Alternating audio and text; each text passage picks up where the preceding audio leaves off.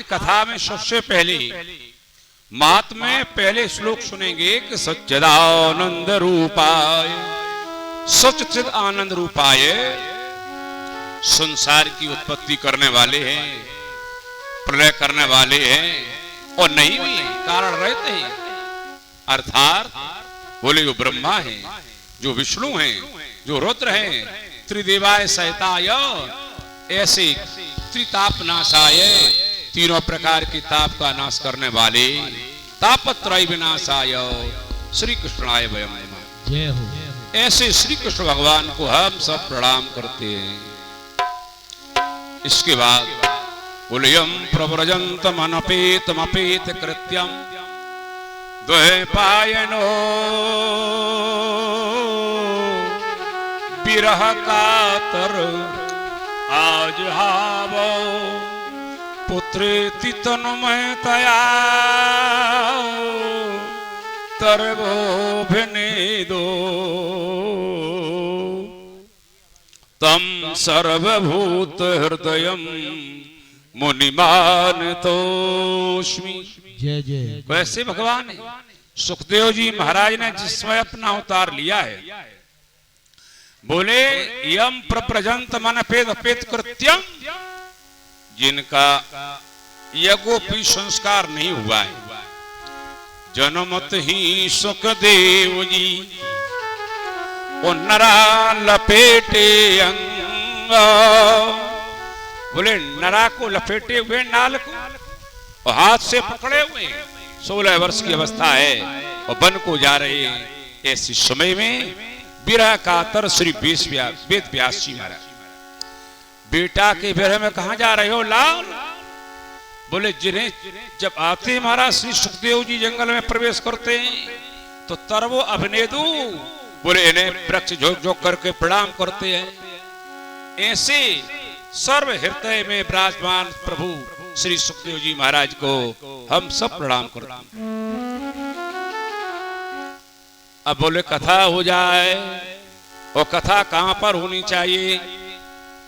बोले कौन सुनाएगा? प्रश्न करते श्री सूत जी महाराज से सौनकादिक ऋषीश्वर, और इसी कथा को परीक्षित जी श्री सुखदेव जी के द्वारा सुनते, और दोनों लोगों ने एक साथ बैठ करके कथा का श्रवण किया है।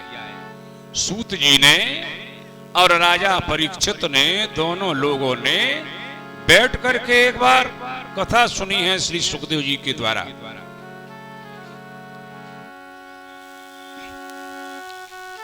बोले कथा अज्ञान ध्वंत विध्वंस कोटि सूरो समाप्रभा सूताख्यायी कथा सारम मम कर्ण रसायनम। जय हो। अज्ञान ध्वंत विध्वंस कोटि सूर समप्रभा। गुरुदेव कथा ऐसी सुना दो जिससे हमारा अज्ञान नष्ट हो जाए, करोड़ों सूर्य के समान जिस कथा में प्रकाश हो, और कथा सारम मम कर्ण रसायनम, बोले हमारे कानों में रस प्राप्त हो, कथा का सार सार कहिए। कथा में न गुठली हो न छिलका हो, जो उसका रस हो वही सुना दो। बोले कैसा रस? बोले निगम कल्प तरूर गलितम फलम, निगम कल्प तरु का पका हुआ, पके में गला हुआ यह फल है भागवत महापुराण। निगम कल्प तरूर गलतम फलम सुख मुखाद मृत द्रव्य संयुतम पिबत भागवतम रसमालयम मुहुरहो रसिका भुवि भावुका। बोले ये क्या है? ये भागवत का कल्प वृक्ष का भागवत पका हुआ, पके में गला हुआ फल है। जैसे आम का फल हो, पक जाए, गल जाए, उसमें तोता राम जी अपनी चोंच और लगा तो और अच्छा मीठा हो जाएगा। बोले रामायण क्या है? बोले रामायण सुरतरों की छाया, रामायण सुरसर की छाया, रामायण सुरतरों की छाया, रामायण सुरसर की छाया, रामायण सुरतरों की छाया।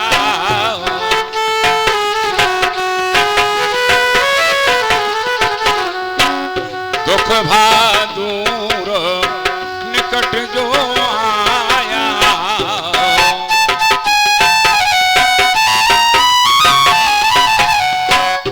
दुख भादूर निकट जो आया,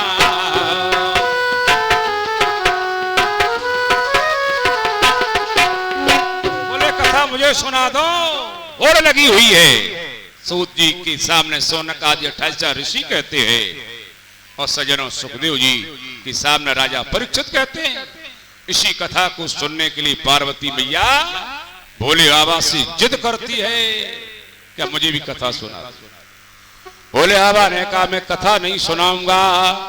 बोले क्यों नहीं। बोले कथा उसे सुनाई जाती जो सुने, जो कथा न सुने उसे नहीं सुनाना चाहिए। बोले अभक्ताम न ददौ सा कथा अमृतम, अभक्त को कथा नहीं सुनानी चाहिए और तुम कथा की सुनने की अधिकारी नहीं। अरे महाराज कैसी बातें करते हैं आप।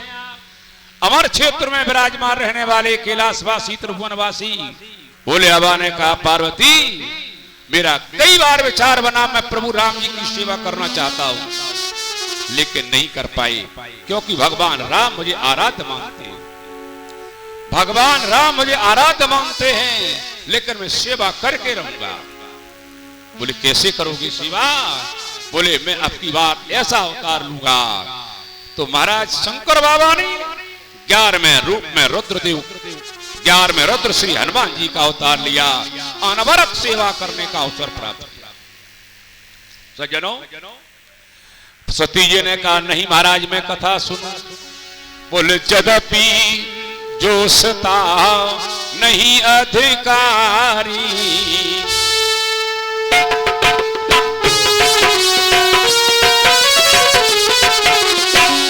यद्यपि जोशता नहीं अधिकारी, यद्यपि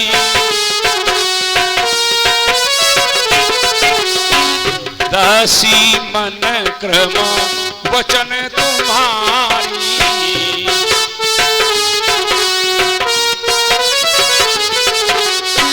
दासी मन क्रम, दासी मन क्रम वचन तुम्हारी।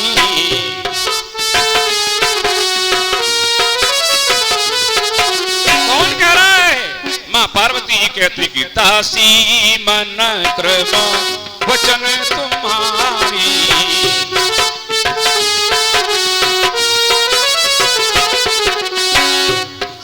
सज्जनों यदि आज आप किसी अपनी पत्नी से कह दो हमारी दासी है तो समझ लेना शाम की भोजन नहीं मिलेगा।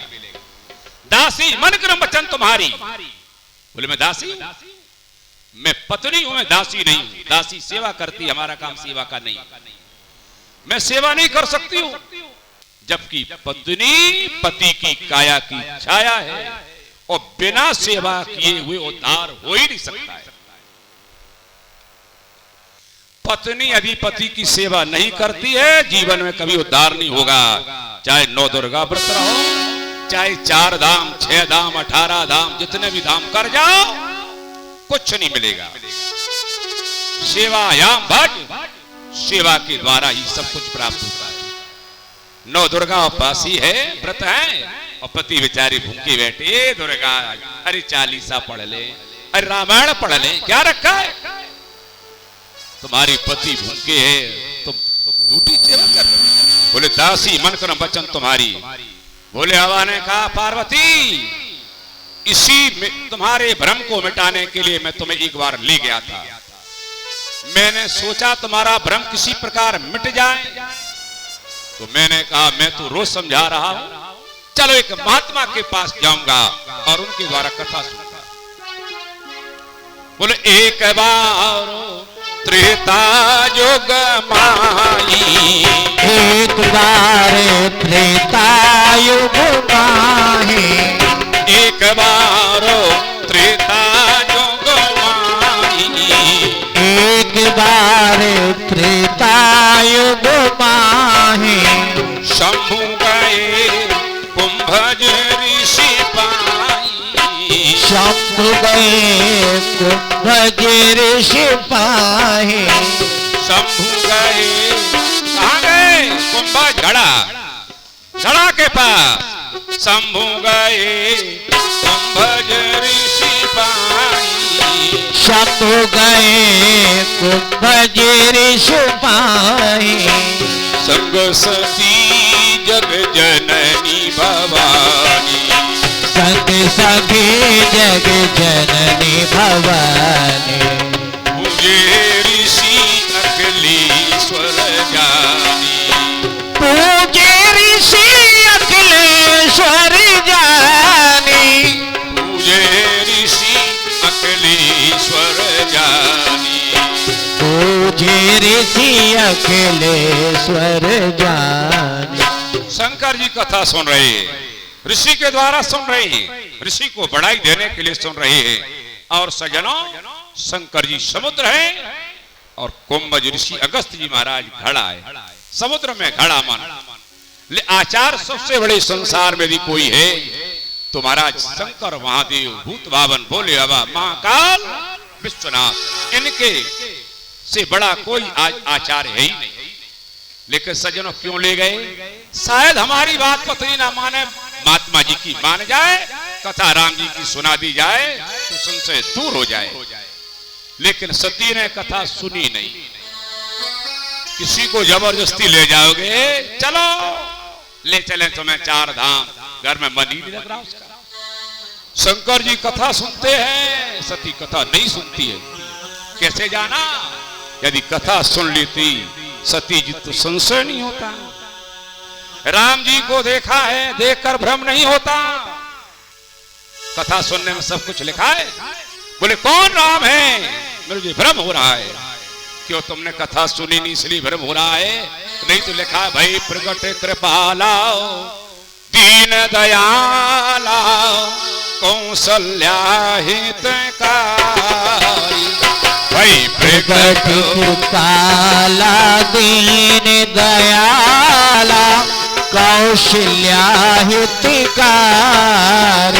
भाई प्रगट कृपाला दीन दयाला कौशल्या हितकारी।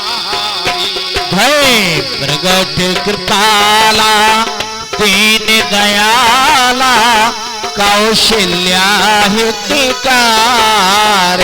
फिर भी सती पूछ रही है महाराज ये कैसे है, कैसे तुम्हारे आराध्य देव है? बोले क्यों? कि नारी के हृदय में दूर हो रहे। सुन लिया है कथा में भगवान का अवतार हुआ है, कौशल्या जी के यहाँ अवतार हुआ है भगवान का। अकेले नहीं आए, बोले अंशन सहित मनोज अवतारा लयो दिनकर वंश उजारा।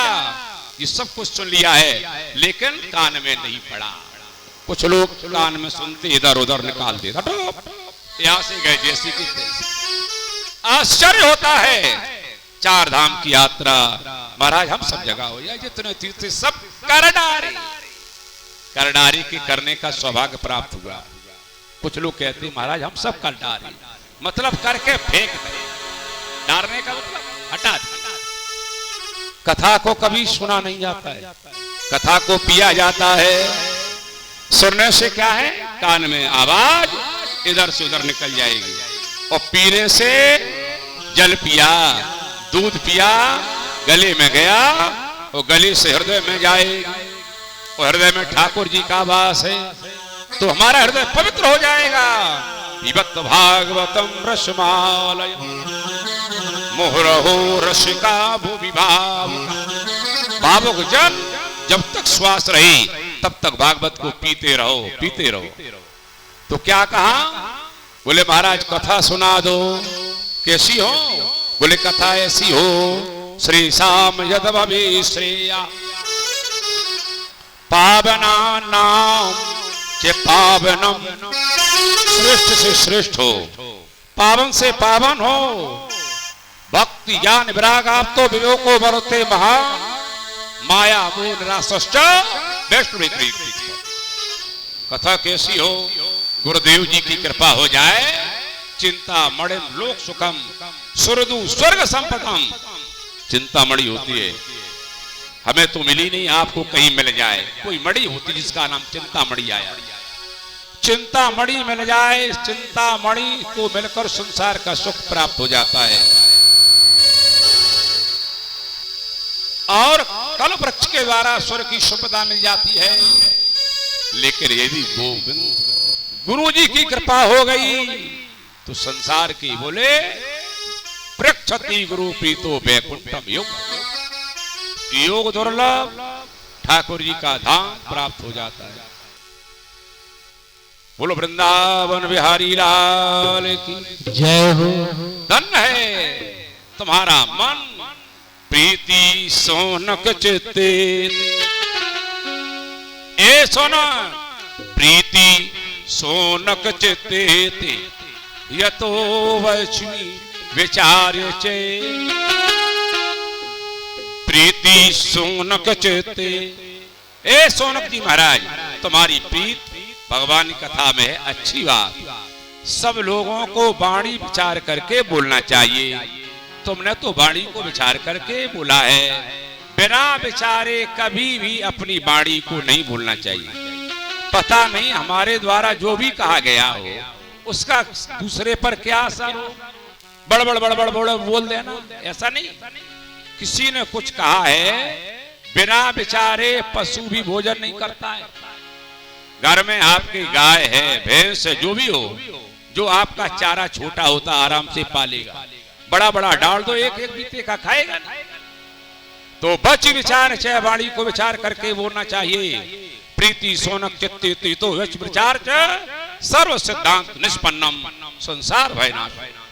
अब मैं ऐसी कथा कहूंगा जिससे संसार का भय दूर हो जाए। संसार का भय राजा परीक्षित को लगा हुआ है। बोले कथा सुनने से राजा जी को मोक्ष हो गया। जब ये जाना देवताओं ने, तो आज देवता लोग सत्य लोक में जाते हैं ब्रह्मा जी के पास, और ब्रह्मा जी के पास जाकर के तराजू को बांध देते।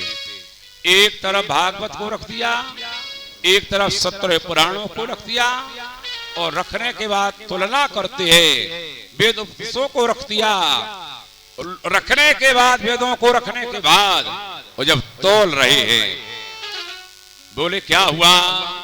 बोले लगून अन्यान जाता गौर भीण यदम महत।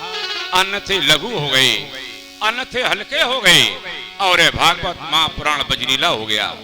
उसी समय सत्यलोक में रहने वाले लोग जो कभी झूठ नहीं बोलते हैं, उन्होंने घोषणा किया है सभी पुराणों में भागवत महापुराण श्रेष्ठ है। क्यों? बोलो वेदोपनिषदा सारा जाता भागवती कथा। वेदों का सार, उपनिषदों का सार लेकर के भागवत महापुराण का निर्माण किया है। सबका सारम सारम समृद्धतम, सार सार लेकर के पुराण का निर्माण किया गया। सज्जनों, इधर जब ये तुलना होने के बाद और आए हुए देवता लोग और राजा साहब के सामने बोले, जहां कथा हो रही, बोले गुरुजी ऐसा करिए, बोले भागवत पुराण मुझे सुना दो, और हम अमृत का कलशा लाए हुए, ये अमृत का कलशा राजा को पिला दो। गुरुजी ने कहा, श्री सुखदेव जी महाराज ने बोले ये काम तो राजा साहब का है, स्वयं निर्णय करेंगे, विनिमय करना है, अदल बदल। बोले बदलना है या नहीं बदलना है, इसका निर्णय तो महाराज करेंगे। बोले मैं नहीं कर पाऊंगा। बोले संसार में ऐसा कौन है? बोले जो मणि को लेना चाहे, और बोले जो कांच को लेना चाहिए और मणि को छोड़ना चाहिए। को कांचा को मणर महा, सब चाहते मणि को। कौन है ऐसा संसार में? को कथा को सुधा लोके को कांचा को मर्डर महान, कहाँ कांच और कहाँ वो अमृत कथा, अमृत भी है वो कथा भी है। सजनों, इससे इस जन्म में, अगले जन्म में, 7 जन्म में हमारे पूर्वजों की, हमारी 7 पीढ़ियों का उद्धार होता है कथा की सुनने से, भगवान राम की कथा सुनने से, भगवान श्याम की कथा सुनने से। मन अच्छा होता है, इंद्रियां बलवान होती हैं, सतोगुणी मन होता है, और जब हमारा सतोगुणी मन होगा तभी भक्ति हो पाएगी। जब हमारा सतोगुणी मन होगा, हमारी वृत्तियां सतोगुणी होगी, तभी हमारा भजन पूजन में मन लगेगा, अन्यथा पूजन में भजन नहीं, भजन नहीं, पूजन नहीं, जप नहीं, यदि हो भी रहा है तो कोई मतलब नहीं निकलता है। क्यों? बोले भजन हो ये नहीं तामस देहा,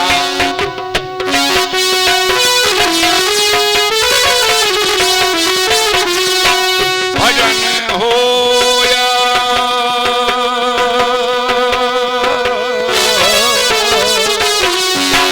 भजन हो ये नहीं तामस देहा,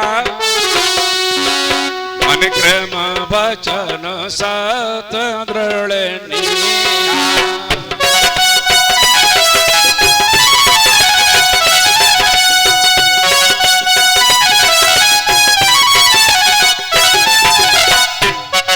मन क्रम वचन सत दृढ़ निया, भजन हो नहीं तामस देहा। हमें यदि अपने मन को अच्छा रखना है, मन काम करता है पूरा, हम कुछ नहीं कर पाएंगे। मन के द्वारा इंद्रियां बलवान होती हैं, बलवान इंद्रिय ग्रामो विद्वान अभी कर सकते, ये इंद्रियां बलवान होती हैं सजनों, विद्वानों के मन को भी खींच लेती है। तो आज यह संसार के कल्याण करने वाली बाबा नारद जी, इनको भी अस्थिरता होगी। बोले क्या? इनका मन भी नहीं लग रहा है। कारण क्या है? कलयुग का प्रभाव है, और कलयुग के प्रभाव के कारण कलिना आधार मित्र बाधता है अयोध्या।